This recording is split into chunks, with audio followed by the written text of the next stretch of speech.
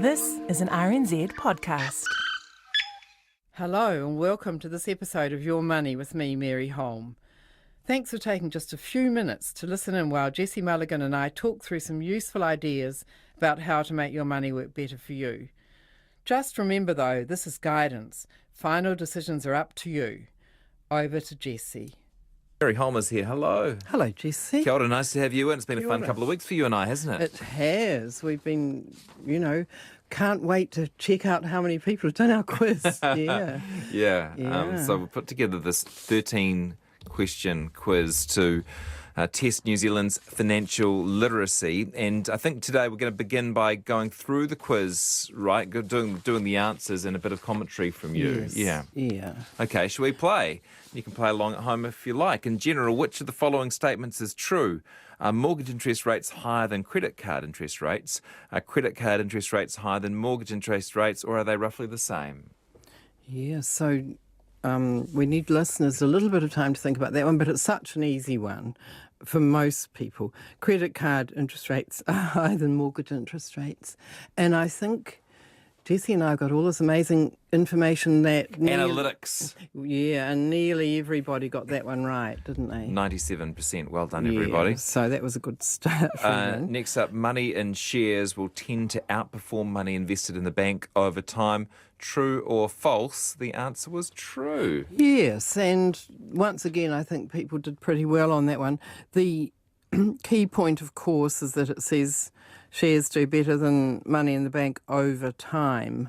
And over short periods, that certainly isn't necessarily true. And money in shares can go down, whereas in the bank, that pretty much never happens. Yeah.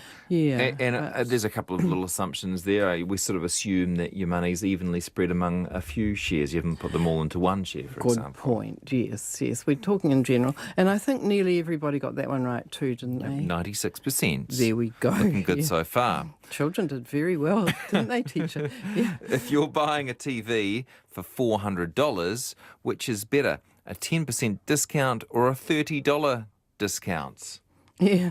Now, this one, a couple of people complained that there was a bit of maths in this. And look, there are, it's fairly basic maths, but the answer, of course, is the 10% discount because $400 TV, 10% of that is $40, which is better than $30. So that was pretty easy maths. A couple of the others were slightly trickier maths. That was our best answered question, I think. Well done, everyone. Yeah. If you have this is question 4 now. If you have $1,000 in the bank paying 5% interest and inflation is 6%, will your money buy more or less over time? Yeah, and the answer to that one is less, because inflation's higher than the interest rate you're earning. Somebody's going to step in and say we weren't allowing for tax, but either way, doesn't matter actually. Interest after tax has got to be more than inflation, or you're actually going backwards. And we have talked about that. There's a bit of a tendency at the moment for that to be happening in the markets with inflation rising and higher at the moment than bank interest rates. Yeah, so people's money, the value of their money is going backwards. 95% score for New Zealand on that one. About 5% of people getting it wrong. Now to the ones that got a bit harder. Question 5. Yes. And I love this question. This came directly from you, and I'm not sure if I would have got it right. If your KiwiSaver provider gets into financial trouble, which one of the following statements is true? Option 1, the government will bail you out. Option 2, you will lose some or all of your money. Or option 3, your money will be transferred to a different provider. And the last one is the correct one. And now you've got the latest data there. Slightly more people got that right than nearly the same number of people said you'll lose some or all of your money. And, I have to say that we can't, there is, the number one option was government will bail you out, and they will not. There's no government guarantee on KiwiSaver. So it is possible that people could lose money. So you could say that, when people tick that one, that's not sort of absolutely wrong. But the general idea of what does happen, what has happened so far, whenever a provider has stopped providing, and there have been a few of them over the years. People haven't heard about it a lot because they've tended to be quite little ones that had a go at it and it didn't work. But then your money is just transferred to another provider. The government will find one, I don't know even how they choose, but they find somebody, transfer everyone's accounts to that new provider, and you just carry on with the same balance as you had before. And if you don't like the new provider, you're free whenever you want to move elsewhere. Key point here is that when you invest your money in a KiwiSaver provider, they don't have your money. They're investing it for you. So if they fall over, it doesn't really matter. Your money will still be invested in whatever is invested, whether it's bonds or shares or whatever. Yeah. And there is a whole separate company called a supervisor who makes sure each provider is doing that. Okay. Yeah. Evenly split on that one. Not many people thought the government would bail you out. If a self-employed person contributes $1,000 a year to their KiwiSaver account, how much will the government contribute each year? A bit of a controversial one, this one. I got a number of texts about it. Did you? Oh, yeah. So the options were nothing, $500 or $1,000. Yeah, and the answer is 500. If you're self-employed and you're putting in 1,000, the government puts in 50 cents for every dollar you put in, so they would be putting in 500. Now, maybe let me preempt the messages you got by saying that this only applies to people between 18 and 65, and you have to have been in KiwiSaver for more than a year to get that full amount coming in. Just want to add too, quite a lot of people didn't get this right, and I think quite a lot of them probably thought, well, doesn't apply to, about nearly 2/3 got it right. That doesn't apply to me, so I don't really need to know about that. But there are a lot of people who are self-employed or not working, perhaps at home looking after children or all sorts of other situations where this applies to them as well. And so it's just good for everyone to know because they might at least know someone else that might apply to. And the main objection, the main false objection was people think that you have to give the whole amount, the whole $1,040 or whatever it is, to get the government's contribution back, which is 520. Lots of people were quite sure about that. They thought we'd totally mucked that up. Yeah, no, well, this is a good opportunity to put them right then because, you know, if you can't afford to put in 1,042, and a lot of people can't, especially if they're not working at the moment, if you put in 100, you'll get 50 from the government. If you put in 10, you'll get 5 from the government. There's no minimum on that. Great. Yeah. Question 7. Assume, and if you just tuned in, I'm talking to personal finance expert Mary Holm. We're going through the answers to the financial literacy quiz we've had on our website for the past week or two. Question 7. Assume you're in KiwiSaver and you have a $200,000 mortgage and $15,000 credit card debt. How would a $10,000 surprise inheritance be best spent? Paying off some of your credit card, some of your mortgage, putting into a savings account, or putting into your KiwiSaver? Didn't fool many people here. No, which is good to see. Nearly everybody realised that paying off your credit card debt is the best thing to do if you've got any spare money at all. Credit card debt's horrible, and it nearly always charges really high interest. And so you want to just get rid of that before you're doing anything else. Yeah. Question 8. Since the year 2000, in how many calendar years has the New Zealand share market fallen? Yeah, and the answer to that is 3 years. And we're looking at share market falls this century. In 2000 itself, the market went down 8%, so not a big deal. In 2008, though, in the global financial crisis, it went down 32%. Wow. So big drop. Yeah. So people's, $300,000 in KiwiSaver turned into $200,000 for a while there. Yeah. And then in 2011, there was another little blip. Went down a little bit during that year.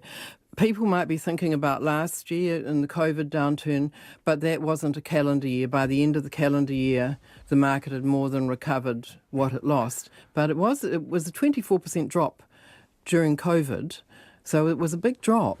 But it came right again. And so you only lost your money if you took action after the drop.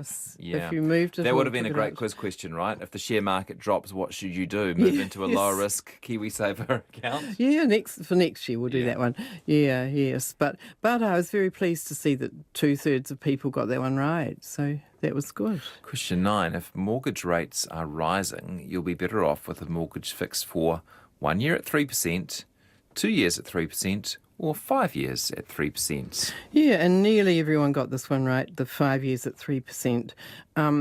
It's a kind of fake situation, though, and we got one email. Have you got that I do. in front of you? Jenna Yes. says, I just completed the money quiz. I do have one comment on the mortgage question. Yes, technically it's best to lock it in for 5 years at 3%, but who's to say the rates are still going to be going up in a couple of years' time? So you might end up paying more interest and still having years left on your rate. Speaking from experience, we locked in our loan for 2 years because COVID was beginning to affect interest rates. So it's about to come off the high rate just as interest rates are heading back up again.